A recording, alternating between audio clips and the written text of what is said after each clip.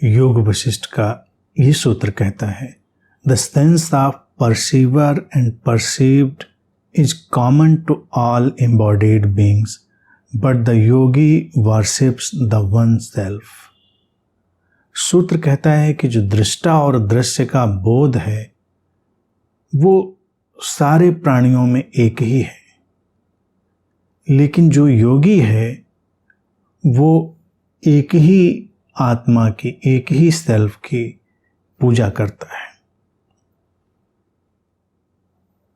Perceiver and perceived, observer और observed, सबके भीतर वो एक ही धारा है। अब अंतर क्या पड़ता है कि ऑब्जर्वर जो दृष्टा है वो अपनी कंडीशनिंग के चलते दृश्य में बदलाव ले आता है, विभाजन भी पैदा कर लेता है। तो सारे लोगों में जो समस्या है वो यही है कि वो जो दृष्टा और दृश्य है उसको तोड़ कर देखते हैं। दृष्टा में कुछ रंग शामिल हो जाते हैं तो दृश्य कुछ का कुछ हो जाता है सबके भीतर वो एक ही जैसा। योगी उस एक सत्य की, उस एक आत्मा की ही वर्शिप करता है, अर्थात वो उसे जानता है, उसके साथ चलता है। पूजा करने का अर्थ कभी ये नहीं होता कि पूजा हम फूल चढ़ा रहे हैं, अगरबत्ती दिखा रहे हैं और दिया जला रहे हैं। आमतौर से लोग कहते हैं पूजा, तो पूजा के नाम पे उनको यही समझ में आता है, अच्छा पूजा। पूजा का अर्थ होता है कि किसी भी बात को अनन्यतम रूप से समझ लेना और निरंतर उसमें बने रहना, वो पूजा हो गई। जब हम किसी व्यक्ति की भी पूजा करते हैं, व्यक्ति पूजा के मैं विरोध में रहता हूं, लेकिन हम पूजा के भाव में हो सकते हैं। व्यक्ति पूजा तो वही है, आरती उतारना, और किसी भी व्यक्ति गुरु बुद्ध के प्रति पूजा का भाव क्या है? उसकी बात को समझना, उसके प्रकाश को आत्मसात करना, उसके प्रकाश को अपने अंतरतम में लेकर चलना, पूजा हो गई। योगी की पूजा क्या है कि जब वो देख लेता है दृष्टा और दृश्य एक ही है, ऑब्जर्वर और ऑब्जर्व्ड एक ही है, एक ही है ये पूरा विस्तार। जी कृष्णमूर्ति निरंतर यही बात तो दोहराते रहे कि ये ऑब्जर्वर और ऑब्जर्व्ड का ही जो सारा खेल है उसने उपद्रव पैदा किया है। तो देखना हमको पूरे प्रयास के साथ ये है कि ये एक है। एक देख लिया तो एक सत्य दिख गया, एक चैतन्य दिख गया, फिर एक ही आत्मा का विस्तार दिख गया, और तब वास्तविक पूजा घट गई। अभी क्या है, ऑब्जर्वर इंडिविजुअल हो गया है। ऑब्जर्वर जब इंडिविजुअल हो गया है तो जो ऑब्जर्व्ड है वो भी इंडिविजुअल हो गया है। यानी परसीवर जब इंडिविजुअल हुआ तो जो परसीव्ड था, दृष्टा जब व्यक्तिगत हुआ तो जो दृश्य था वो भी व्यक्तिगत हो गया। व्यक्तिगत जीवन में कुछ है नहीं, व्यक्तिगत केवल एक मान्यता है। मान्यता काम चलाऊ होती है। काम चलाऊ जानने में समस्या नहीं है कि काम चलाऊ हम उसको जाने। हमने एक वस्त्र पहना हुआ, ये मेरा वस्त्र है, जाना है इसको। लेकिन यूं क्या वस्त्र किसी का होता है? वस्त्र तो तैर रहे हैं इस जगत में। अच्छा, मैं इस वस्त्र को उतार दूं क्या तो दूसरा नहीं पहन सकता? पहन सकता है। तो कहां से इतनी कट्टरता हो गई कि कोई विचार, कोई धारणा, कोई भावना मेरी ही होती है? जैसे ही ऑब्जर्वर, परसीवर, दृष्टा व्यक्तिगत होता है, दृश्य व्यक्तिगत हो जाते हैं और हिंसा, प्रतिहिंसा, बिखराव, भटकाव, उलझाव के सारे जाल फैल जाते हैं। यात्रा हमको क्या करनी है? इंडिविजुअल से इंडिविजिबल की यात्रा करनी है, जो आज के इससे पहले के सूत्र में ऋषि वशिष्ठ ने हमारे सामने रखा था कि इंडिविजिबल और चेंजलेस, अपरिवर्तनीय। तो हमारा जो इंडिविजुअल परसेप्शन है, जब वो इंडिविजिबल परसेप्शन में बदल जाता है तो दृष्टा और दृश्य एक हो जाते हैं, परसीवर और परसीव्ड एक हो जाते हैं, ऑब्जर्वर और ऑब्जर्व्ड एक हो जाते हैं। और वो स्थिति उस एकमात्र चैतन्य के अहर्निश प्रवाह की हो जाती है। दिन रात निरंतर वो एक चैतन्य, एक ब्रह्म, एक सत्य, एक ही जीवन।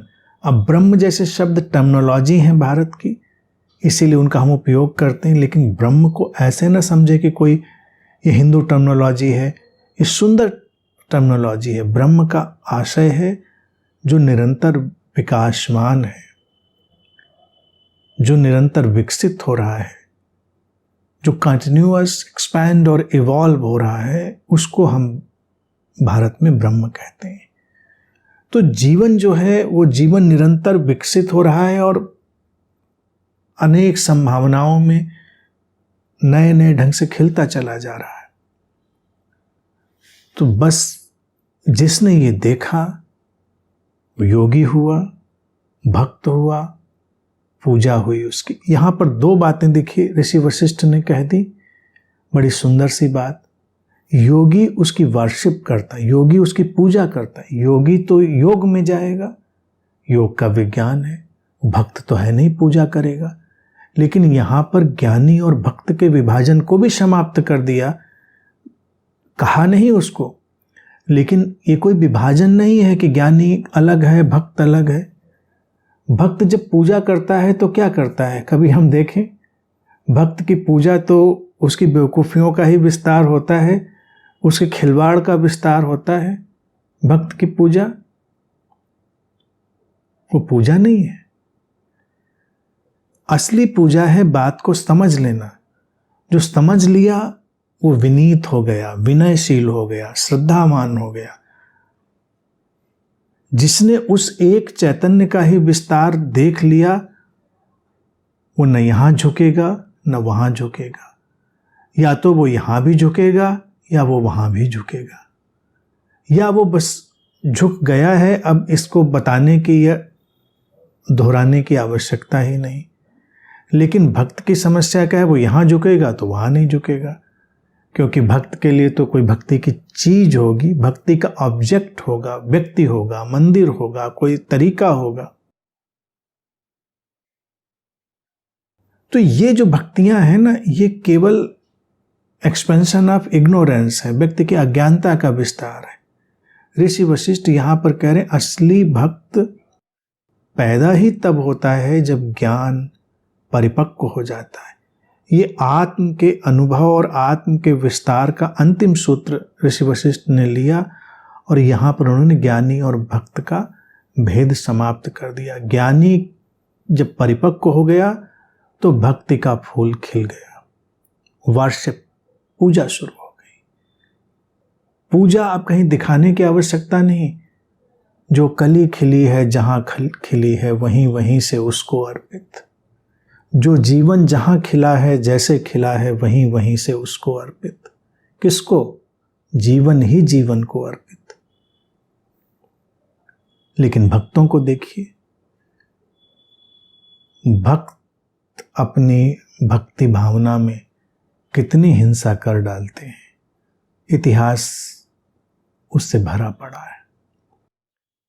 ज्ञान की चरम अवस्था पर ही भक्ति का फूल खिलता है और वो भक्ति हमारे साथ लाती है इनडिविजिबल फ्लो ऑफ लाइफ, जीवन का अविभाजित अखंडित प्रवाह। वेयर परसीवर इज परसीव्ड, जहाँ पर ऑब्जर्वर ऑब्जर्व्ड, दृष्टा दृश्य हो गया, एक ही सत्य, एक ही आत्म, एक ही चैतन्य बचा।